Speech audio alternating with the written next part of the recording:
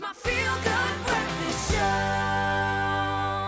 Welcome back to this Monday morning edition of your Feel Good Breakfast Show on SABC3. It's Expresso. We're live, large and in charge and very much aware of what's happening out there in the world, of course, trying to keep you up to date. Of course, you'll remember that yesterday, last night, the president was addressing the country on some very, very important issues and matters concerning the coronavirus and COVID-19.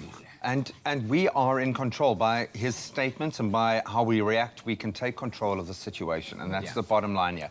It's not an opportunity for panic to spread, but it's an opportunity for us to take control, feel safer, and protect ourselves and our families.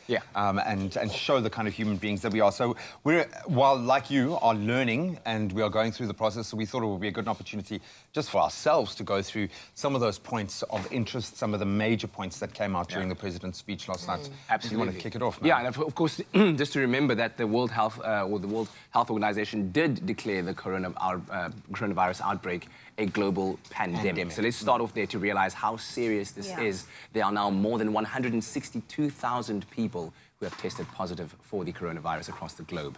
And as of now, South Africa has 61 confirmed cases of people infected with the virus. And the president announced a number of guidelines on the COVID-19 virus, which include the following. Now, there's a travel ban on foreign nationals from high-risk countries such as Italy, Iran, South Korea, Spain, Germany, the United States, the United Kingdom, and China. And this is applicable as from the 18th of March, 2020.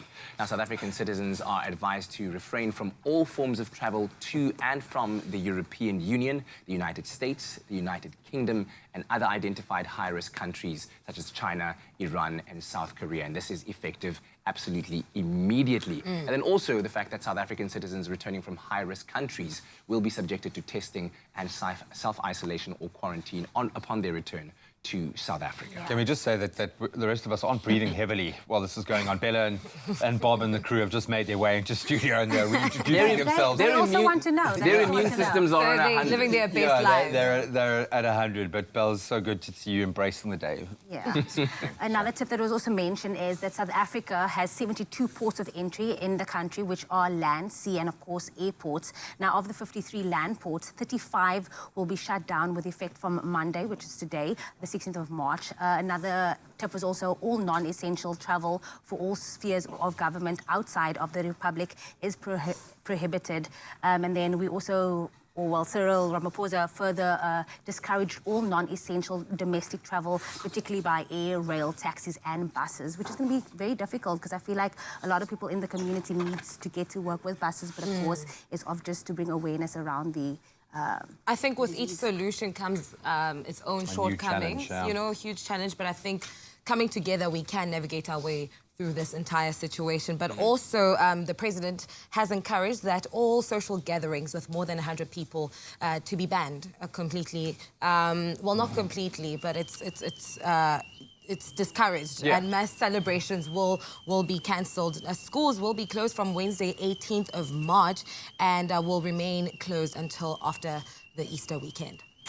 And then all visits to correctional centres are suspended for 30 days without question. That kicks in immediately.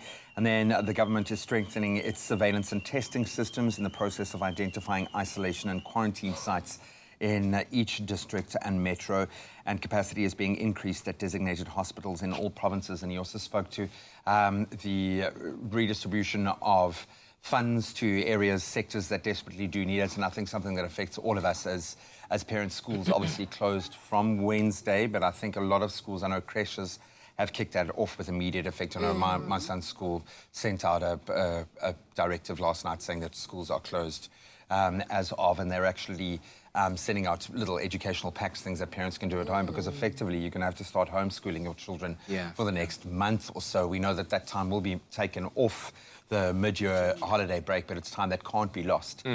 So we've got to start thinking around these things. So it is exactly what you were saying, is each one of these directives opens a whole plethora of new challenges, but it's an opportunity to look at it differently, and we've just got to do that. Just got to start thinking creatively, start thinking collectively, and that's the way forward. But I'm going to go and reiterate some of these in the news headlines in a moment, so I'll see you guys in a second. But on that note, though, you know, I'm also just worried about remote areas, rural areas, townships, places that are already struggling with basic needs such as clean water and sanitation. How are they going to combat this virus coming into their spaces? Yeah, I think there are many questions that are being asked right now, but I still maintain that we need to trust in the powers that be, in the people that we have elected in governance, that they will take the best measures guided by global and international standards that are set up by the World Health Organizations, that we will, you know, try to mitigate as much as possible. And that the most important thing is to still remain calm. Yes, ask the questions, but, you know, seek those answers from the correct places. Don't turn those questions into mass panic And speculation, because that doesn't help anybody. We don't need people reacting irrationally or acting irrationally as a result of this. We do have a support line number on your screen right now for you to call should you have any questions, so that you can gather that information from verified sources, from credible sources, which is so important. We'll have another moment a little bit later on to update you further on what the president discussed in his address of the nation last night regarding the coronavirus and the COVID-19 illness associated here with it, of course, in terms of a South African point of view. But what I, you know, also just think about is that this is creating a new normal.